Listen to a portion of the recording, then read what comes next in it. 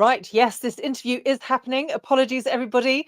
It was completely my fault. My speakers were on mute, and I thought it was James's microphone. It wasn't. It was completely me. So apologies, James. We managed to No make it problem. though. We're only 5 minutes late, No problem. but here we are again. Another live stream for the Bitcoin Fest, an upcoming meeting that we've got coming up in Nottingham that's due to take place on the 6th of April. We're all very excited. This is a series of interviews with the organisers and the speakers, just to help give everyone a preview of what to expect when they come up for this event, just so that we can help get you excited and hopefully help you feel like it's going to be a worthwhile trip. So we've got with us today James, whose Twitter handle is Bitcoin Shire. Am I right in thinking that you're responsible for the Berkshire Bitcoiners? That's right. Meetup? Yeah. I set up and run Berkshire Bitcoiners meetup group. So we had our last meetup actually on Thursday evening. So Fantastic. How long has that been running? I started that in May 2022. So coming up for 2 years. Actually, on the Twitter handle, which is at Bitcoin Shire, it says established block, and I think it's somewhere around about 713,000. Okay. And how many regular attendees would you say you have? Well, it's very variable, but it has been. Yeah, we've had up to about a dozen or 15. On Thursday, we had 9. Okay. But the great thing was, for the first time, apart from my wife and my son's girlfriend, we had, which wasn't that neither of those were there on Thursday, but we had for the first time 2 non-related female attendees as well. So that's fantastic. Fantastic. So the gender spread is starting to even out a little bit across the board as women start to get it. Oh, fantastic. And actually, even though they might be small numbers, and I'm sure that's something that's copied across the country, but actually sometimes when the numbers are still small, you get much better conversations. Sometimes when there's too many people, it's a bit overwhelming and there isn't a chance to kind of get to know everyone. So actually, I think this is a beautiful phase in Bitcoin's history where, real friendships are being made, and, these chances to get together and meet people is really building solid friendships. So and I think anyone who takes the trouble to actually be responsible for organizing a meetup, it is a responsibility, because it is disappointing sometimes if you don't get many people turning up, and it is a commitment, and sometimes there are times when you don't feel like it. So all credit to anyone who takes on that responsibility and keeps it going, and now for 2 years. So well done you. That's the thing. You just have to sort of go through the hard times, and there've been a couple in that time where it's basically just me and my sort of wingman. We just drink beer and have a chat, Well, in Nottingham, we had the same in the early days as well. There were just a couple of them. I mean, the first time I went to the Nottingham meetup was in 2016, and it was just me and the person who organised it. So, but then we became friends, and and thanks to that introduction, I went to a number of Bitcoin conferences, which I wouldn't have done otherwise if I hadn't made the effort. And actually, much easier to kind of establish that kind of relationship when it's still small numbers. So but it takes dedication, and I think it's testament to the passion that everyone has about this project, that people are willing to keep going in the hard times. So fantastic. No, you're right. It's persistence, and you just have to keep doing, because you never know, somebody might show up, and if you're not there, that's very disappointing. Absolutely, and discourages them from trying again, especially if they're new to the whole thing. So the committed people are the backbone of the industry, I would say. Fantastic. So you're going to be coming up to visit us in Nottingham on the 6th of April, and so give us a preview. What are you hoping to speak to the audience about? So besides sort of setting up Berkshire Bitcoiners, I think as Simon Hodl Solo was talking about with you a couple of shows ago, I'm involved with Bridge to Bitcoin along with Simon and Chris, who runs the Surrey group. I'm a director of Laser Eyes Cards, where we manufacture tap and pay cards. But what I'm actually, the other thing that I'm involved in is I'm one of the first cohort of teachers in the Mi Primer Bitcoin UK node. So we underwent training at the beginning of October last year from Huxley, who's the sort of lead teacher who started teaching Mi Primer Bitcoin in his in the grammar school where he's a geography teacher in Kent.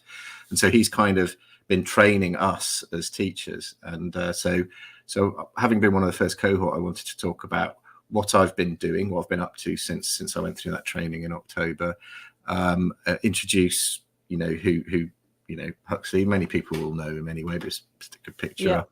And Matt, who's the head of Next Gen for Bitcoin Policy UK, who are kind of we're working alongside them. Okay. And then, just sort of a bit more of a deep dive on what I personally have been up to, and then also how a message for anyone there about how they could get involved with this initiative in the UK. I won't give away the kind of the detailed contents, but yes, it's basically who I am, what I've been doing, who the sort of key leaders are of this, and how people can get involved. Is the idea to teach people how to run their own nodes? Is that the purpose of it, or? It's the Mi Primer Bitcoin curriculum that hails from El Salvador. So it's what's being taught now in many secondary schools in El Salvador. It's about teaching students about Bitcoin. So what is money, the history of money, the problems with the existing system, how it emerged and the problems with the existing system, and then looking at Bitcoin and its properties and going, oh yeah, problem, solution, and then actually making it sort of come to life with practical use of Lightning and hardware wallets and how to send transactions in the mempool. And ultimately, yes, it does. The final class, the 12th class, is building a node. But the reason that we call it the UK node isn't because it's about building Bitcoin nodes particularly. That happens to be in the last class.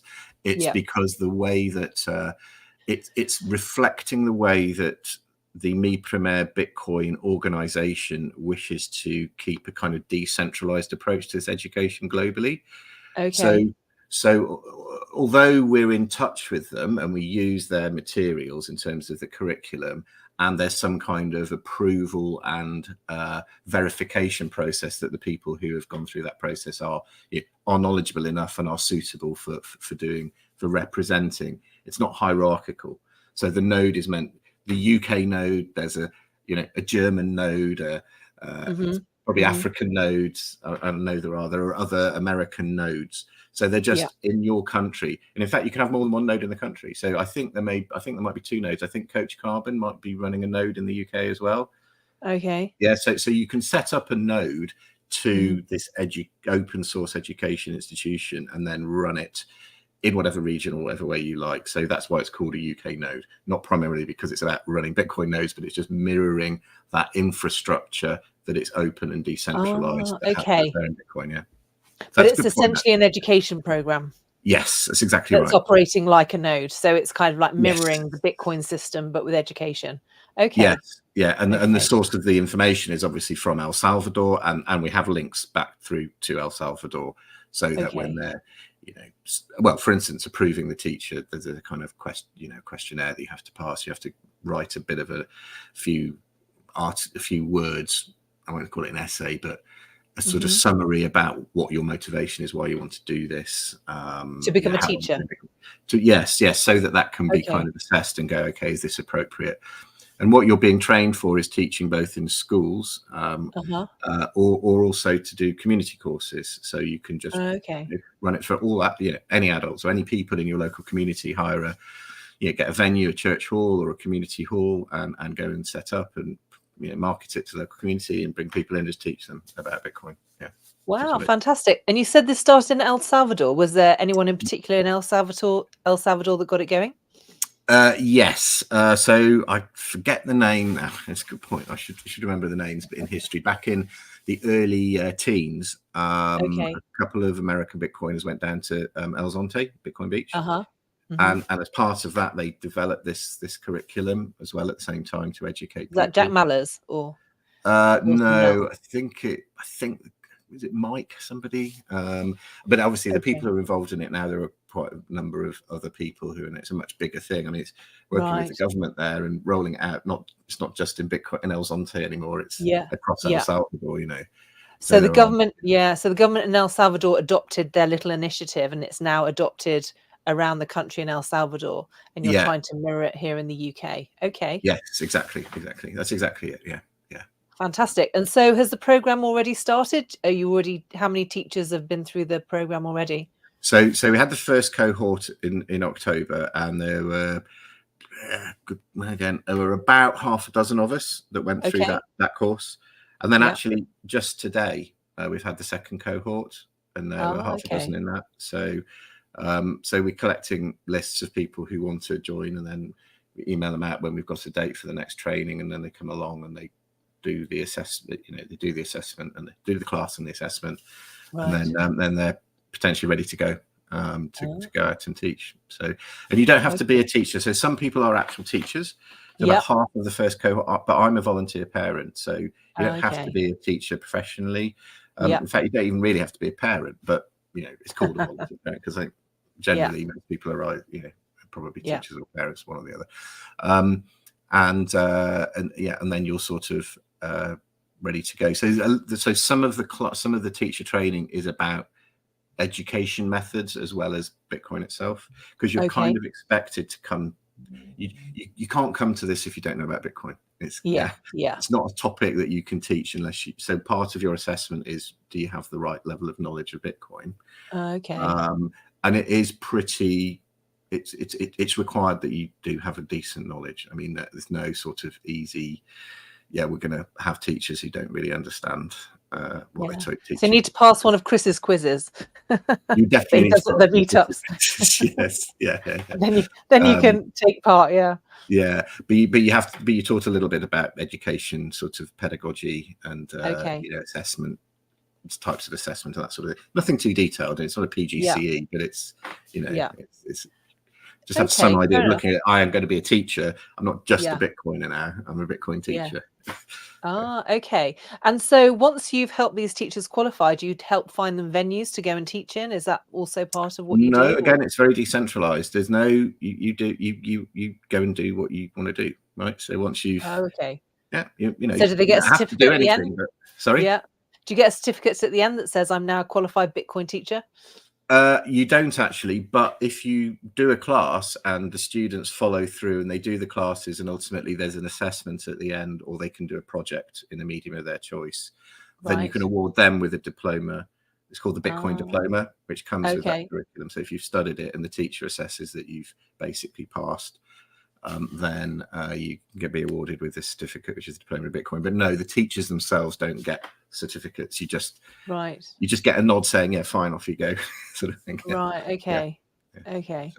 So, interesting. I mean, obviously this is a project that's in its early stages, so as and when things develop, because I think one of the issues with the education system and even the professional system, it's like that certificate is a big deal when people kind of come to hire people. I know there are more employers that are hiring more on attitude these days, but even so, they'll still take into consideration if you've got the basic knowledge, and if you've actually been through a course that requires you to go through certain steps. I'd imagine a certificate is at least helpful to prove to other people that you've done something, rather than just being, because I mean, it's like some people have been in the space for 6 years, like myself, for example, but I don't have a certificate to give to anyone that says I know about Bitcoin. But I suppose it's a bit controversial, really, because I suppose some people will feel that they know anyway, and they might know more than someone who's actually done a certificate. So but this is the problem with our modern system. So the teacher training, exactly. So certification isn't really something that I think most Bitcoiners would really be heavily invested in the way it exists today. I agree. But you're right, schools are. And so when you go into a school, they like to see that. But to be honest, they're more interested in, have you got a DBS certificate, or would you be willing to get a DBS certificate? That's more important to them, because let's face it, you're talking to teachers who probably know nothing about Bitcoin anyway. So anything that you know is going to be well above their level of knowledge, almost in every case. What matters is that mi primer Bitcoin. If you're going to go and teach that officially and be recognized as going to teach that we or they, so someone who's associated with Bitcoin is happy that you have that level of knowledge, rather than that a headmaster. So for instance, I was in front of a headmaster the week before last at a school talking about coming in to teach this as an extracurricular subject, so once a week over 12 weeks. And when I wandered in with my box of kit, which contains all of the bits of stuff that support all of the activities that you do in class, there's not just standing at the front as a lecturer, there's all sorts of activities for the students to do. It becomes pretty clear when you sit down with them and they start asking you questions like, isn't it just used by criminals? Won't the government stop it? Or, all the usual stuff.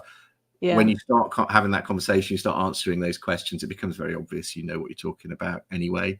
You walked in with a box full of electronics and bits and pieces, devices, books. You can have a conversation with them and answer their questions in a sensible way. I don't think a bit of paper that, after all, would have been printed by me or Hux or Matt from Bitcoin Policy. It's just a piece of paper that we've printed off on a printer. I don't really think, it's a good point. I mean, perhaps we should consider it, but I think. Well, maybe once it becomes more established, because that's often the nature with these things. Someone comes up with a good idea, and then someone else copies it, and so the piece of paper starts to define.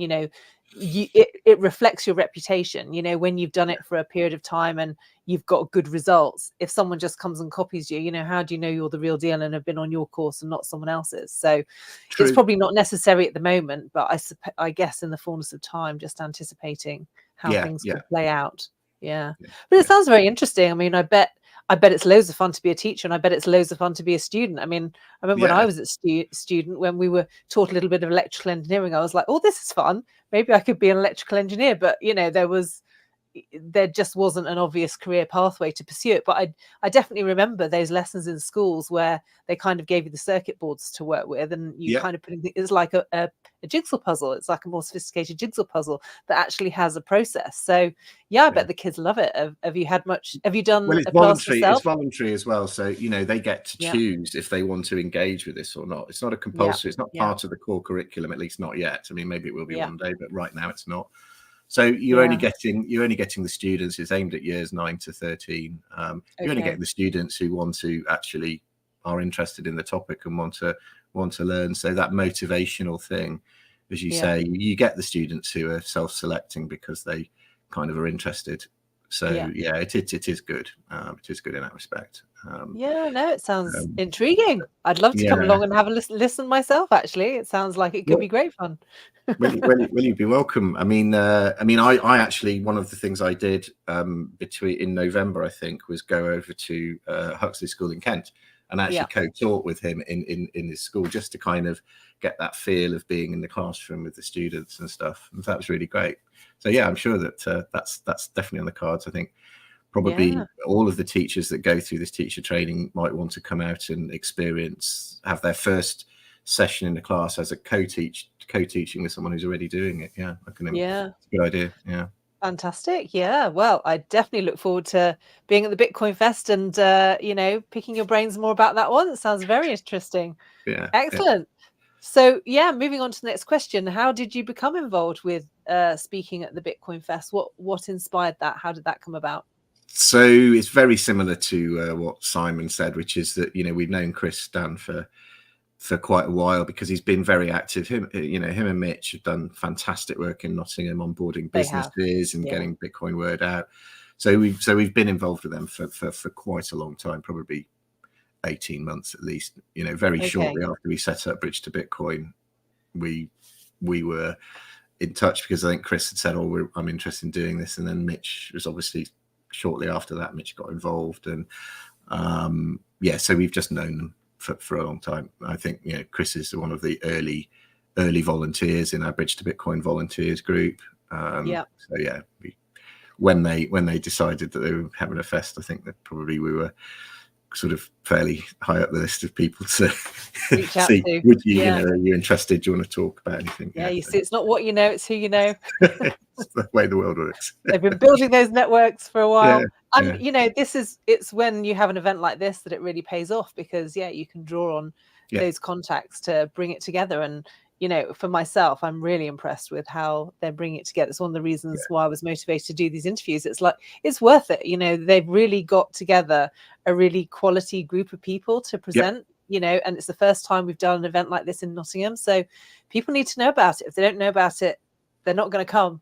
But, we're doing really well because, there's 500 places and there are 100 VIP tickets. The VIP tickets are now all sold out, which is almost unheard of a conference like three weeks ahead. So they're doing really well, and it's going to be a really worthwhile event to be at, I think. I mean, obviously, if you're there, you're going to be meeting people in person, even if you're not there, because we're going to be live streaming it, all this amazing knowledge, because I think a lot of people hear about what's going on in America and in El Salvador, but they don't necessarily hear as much about what's going on in the UK. And I know there's stuff going on in the UK. We've had, CoinFest events for a number of years. I now know that they've got Bitcoin Policy UK, who are really starting to try and do some important stuff in London. But some of the conferences don't really get much attention.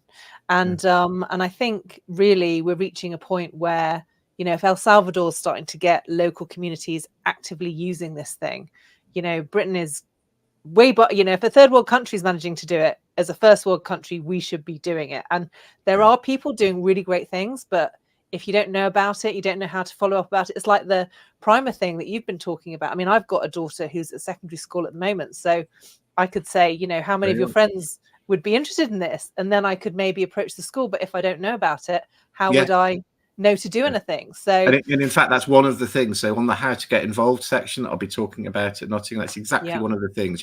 If you don't want to become a teacher, and the other thing is that there's a possibility. I won't say the next thing because it's not publicly disclosed yet, but it's financial.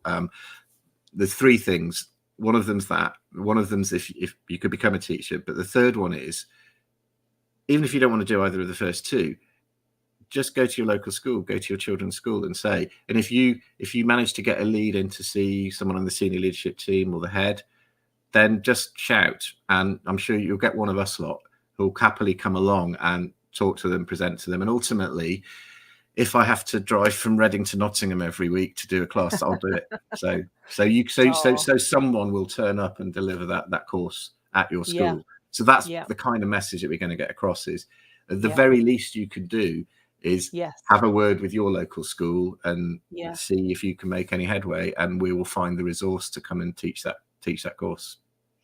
Amazing. It's all free as well.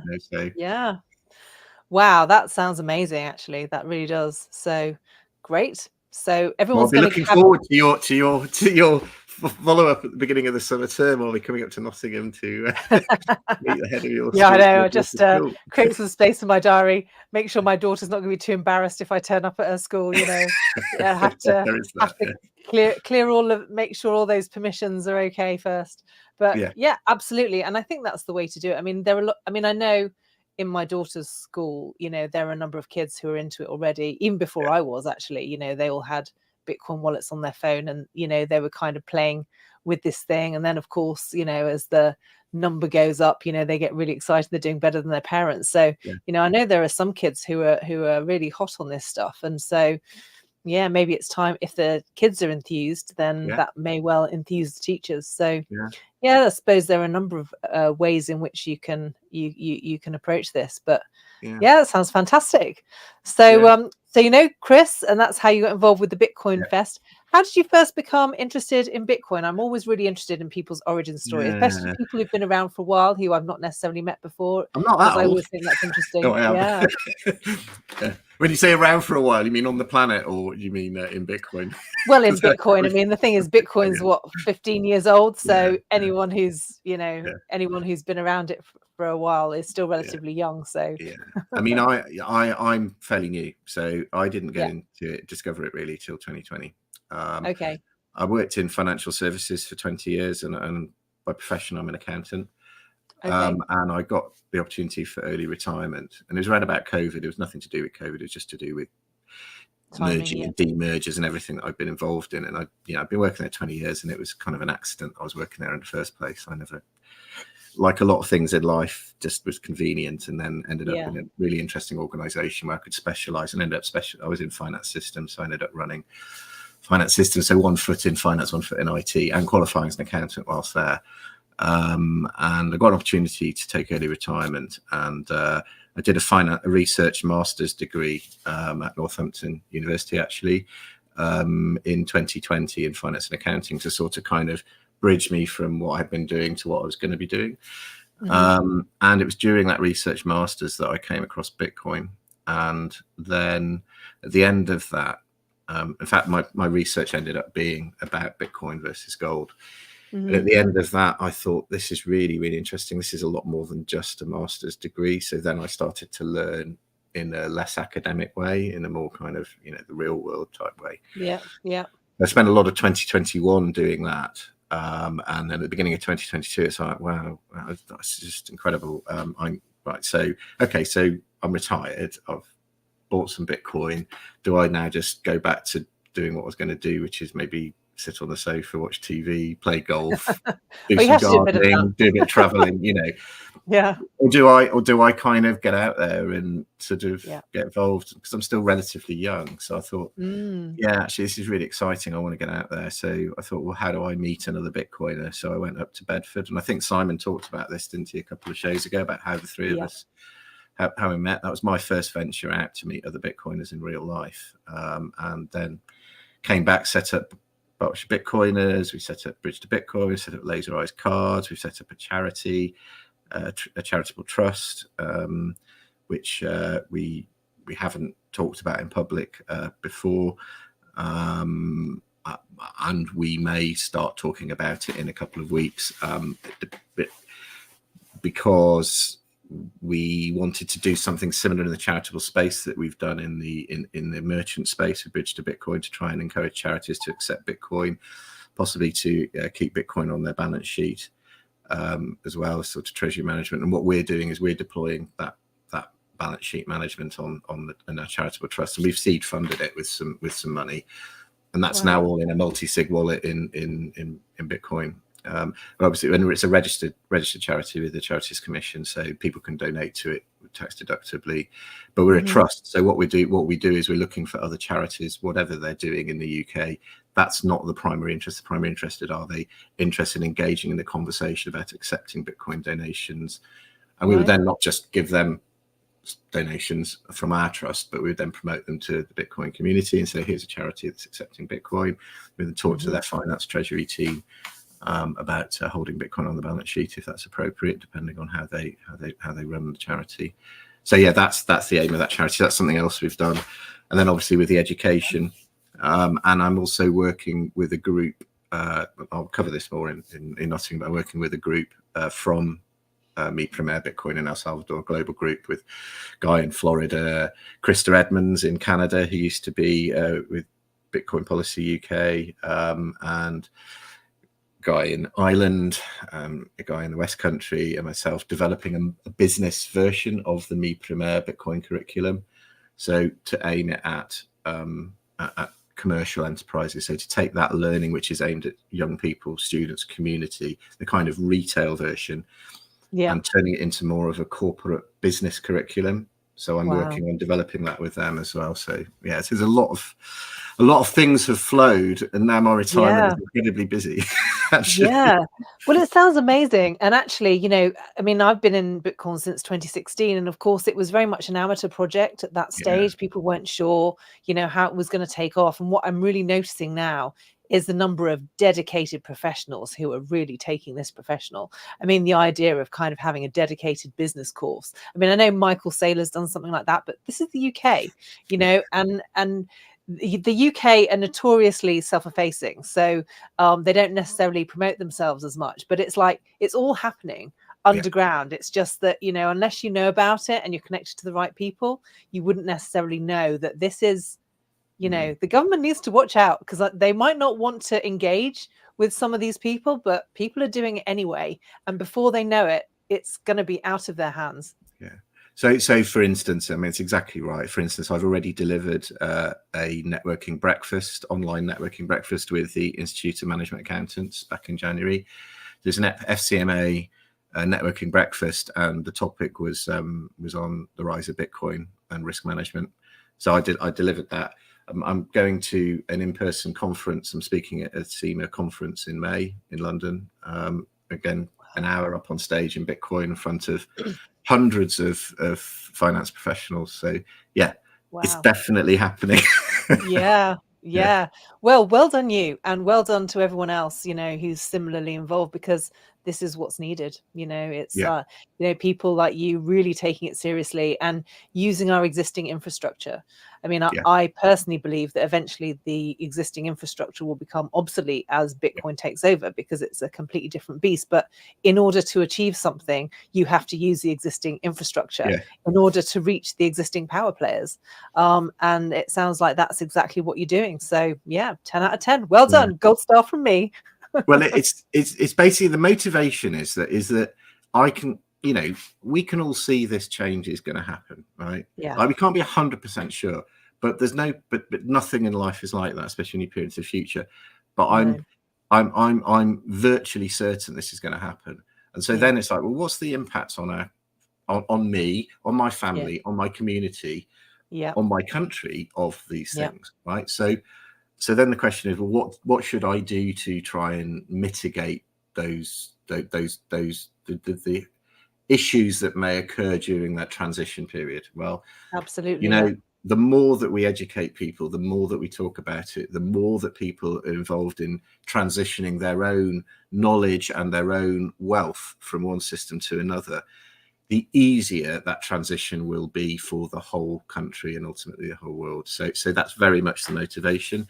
And it doesn't matter whether you're in a business sphere, in a community sphere, in talking about just you and your family. It doesn't really matter what the context is. It's the same story everywhere. Yeah. So that's absolutely. Yeah. And even in the early days when I was getting into Bitcoin, and you start to realize what the potential is for price growth. And it's just like, well, what's the point of being a billionaire if everyone else is still poor? It's like, you have to educate everyone else around you. Otherwise, you're leaving behind your community, and actually your social life and everything is influenced by the fact that we're all able to cooperate and sharing our skills and talents. And ultimately, that's what a monetary network is for. And so actually, in helping the community, you help yourself, because no one wants to be an island. There's nothing worse than that. We're all animals that need our community. And so, absolutely. in helping to build the community and make it become established, you're making the world a better place, because ultimately that is what Bitcoin is for. Even though if you have a brief look on Twitter, it's all about the Moon Boys going, it's going to £1 million. And it's just like, okay, you're a millionaire and everyone else is a pauper. How does that help you? And we all want, and we're all, almost, so I don't want to categorize everybody the same way, but there's a very much a libertarian kind of basis to everything in Bitcoin. Even some people who hail from more sort of left-wing sort of ethical political views, even they tend to be more libertarian on that side. And when you really think about it seriously as a responsible grown-up, possibly as a parent, or with elderly parents still alive, who you have to help as if they were beginning to realize you need to help as if they were young people. You start to realize that that if you're going to take those responsibilities seriously in a more libertarian society, where the government does not have the control and the power that it has historically, which is one of the inevitable consequences of removing that ownership of money, control of money that they've taken over the last 125 years. I mean, historically, that's not normal. It's just happened, and we're towards the end of that, in my view. That's going to open up a lot of holes in terms of support networks in society, where people have become used to looking to the government to solve problems. It's not going to be able to do that in the same way in the future. Absolutely. As responsible members of our society, we can do the Bitcoin stuff, and we can see this vision of a libertarian future. But what goes with that is the responsibility, not just for yourself, but for those who are going to not have that crutch to lean on in the future as a consequence of that transition. So we have to do both sides. With freedom comes responsibility, and I think that's. Yeah, I completely agree with you. And actually, I think this is one of the subjects that not a lot of people talk about in Bitcoin, and that's the effect on our existing welfare systems. Because our existing welfare system, like the NHS, which the British love, is all dependent on our fiat currency system. And once the fiat currency system goes, there's no NHS anymore. No. And actually, if you've had experience of that, working on the other side of it, as I have, that's not necessarily a bad thing. But trying to convince but you've the average got to cover the transition, haven't you? You do. You can't just get rid of get rid of medicine, I mean, we'll be back in 1,000 years, you know. Yeah. No, but having free medicine and a free market, I mean, this is something that no one solved that problem around the world. And there are some procedures you can get in other parts of the world that are way cheaper and better than they are here, because and it's, again, it's a complex thing to break down why that is. But again, you know, it's the free market has natural competition. Although one of the problems with medicine is that sometimes you need people to kind of get together and collaborate in order to get some of the bigger machinery, so like MRI scans and things like that. But that doesn't mean that there aren't other ways of managing that. And you know, this is the thing that interests me about Bitcoin. You know, Bitcoin is going to completely change that dynamic. And I think the thing is, we don't have to and I don't think we have to solve that problem. I mean, you raised some issues about, you know, the NHS. I don't have the answers. I don't think anybody does. I think that we don't have any choice about what's about to happen. I don't think it's going to happen. What we have to do is to spot the areas where there'll be problems and try and work to find the answers as members of society. And what those are complex, detailed, and will vary from time to time and place to place in a highly unpredictable manner, just like all markets. And absolutely, the fact that we don't have all of the answers is not a problem. That's the world that we've got used to, is one where we expect the government or somebody to have all the answers. And of course, the reality is none of them bloody do anyway, right? None of them have got the faintest idea about anything, as far as I can tell. But they have to present to us that they do. Otherwise, they get hammered by the media and by people. What you mean? You don't know how? You don't. Why aren't you doing this? Why aren't you doing that? Why aren't you doing the other? And so they come up with all this nonsense about stuff that they've no idea about, just to make it look like they do. And so we create this whole game of all this wasted energy on performance politics that doesn't actually deliver anything. So I'm happy I don't have all the answers, but I know the context in which we're going to be working. Absolutely. And they're so tangled up in their own lies and their own convoluted system that, you know, it's like they need 10 rules to fix the problems that the last rule they made created. You know, we saw a great example. We saw a great example of that, didn't we? You know, Theresa May, you know, by unanimous agreement, I mean, a Conservative Prime Minister in 2017 bringing in caps on electricity prices, right? In 2017, caps on electricity prices. What on earth is a Conservative government doing something like that? But it went down. Everybody was united. This was a great idea. That is what destroyed the market in electricity in 2021, was it? When energy prices shot up. It basically destroyed the entire market because of the cap, right? So you interfere in marketplaces at your own peril. You know, and it's a classic example. And there are a number of economists who will wax lyrical about, you know, the pros and cons of these sorts of situations and why you can and why you should and why it's not necessarily a problem. But, you know, just basic common sense kind of goes, not such a good idea.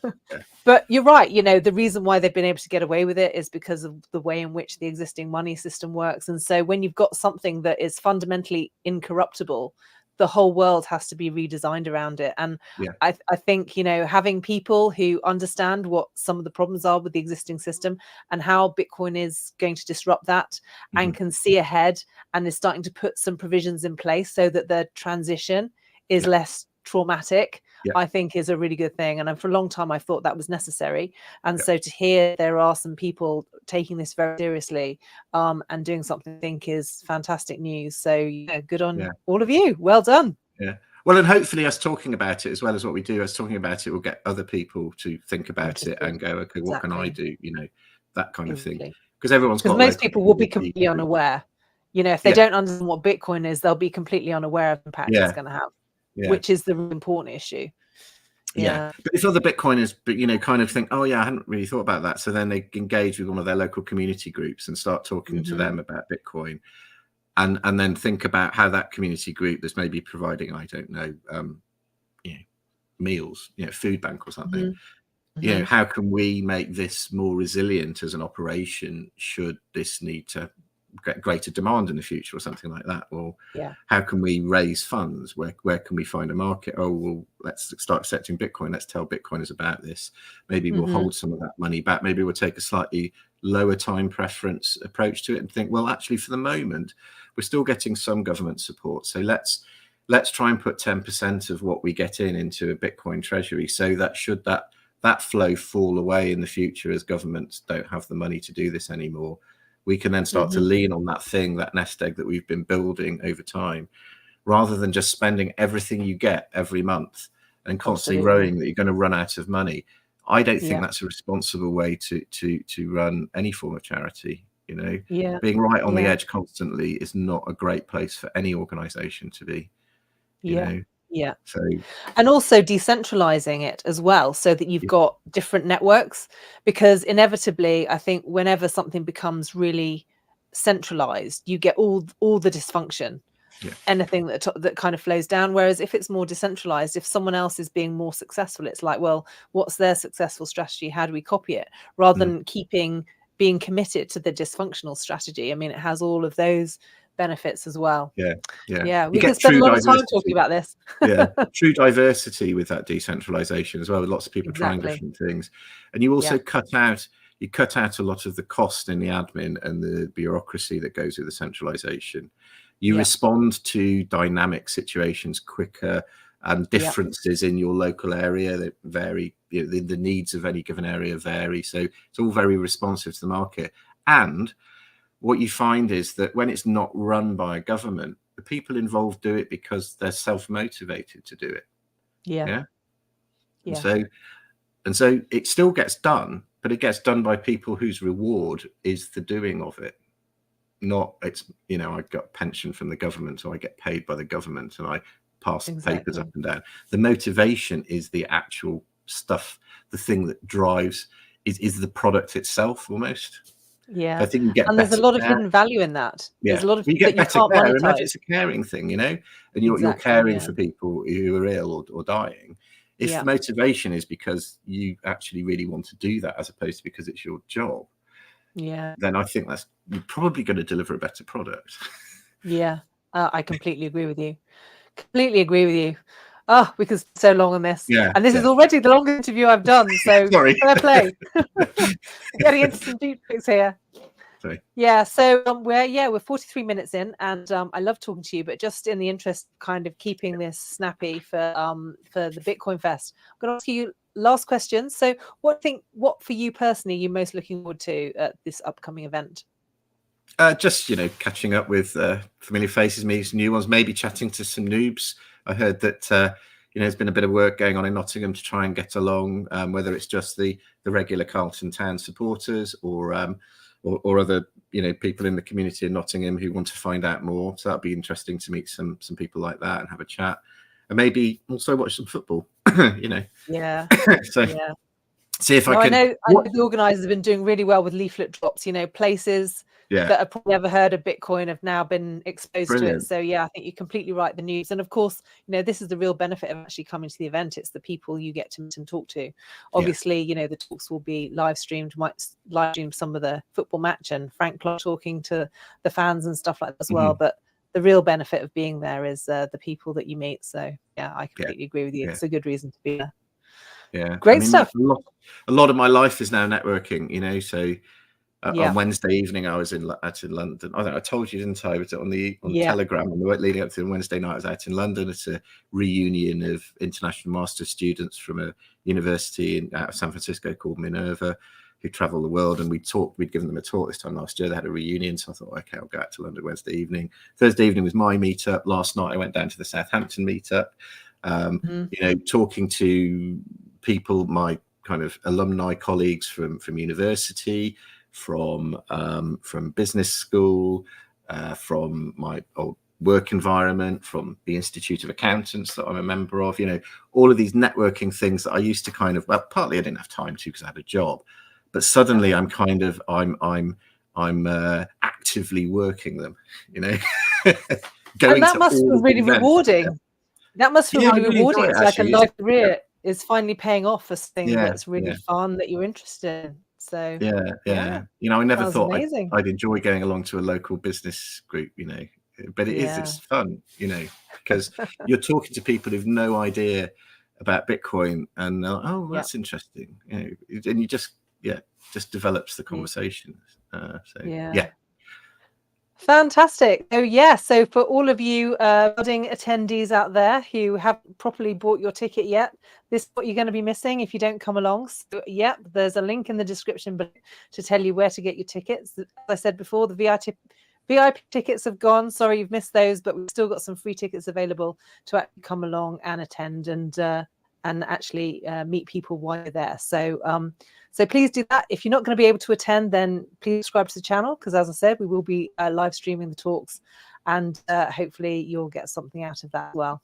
So I'm going to end it there. Thank you so much, James, for your time today. Really good to talk to you. And look forward to seeing you soon. Okay, bye. See you. Bye.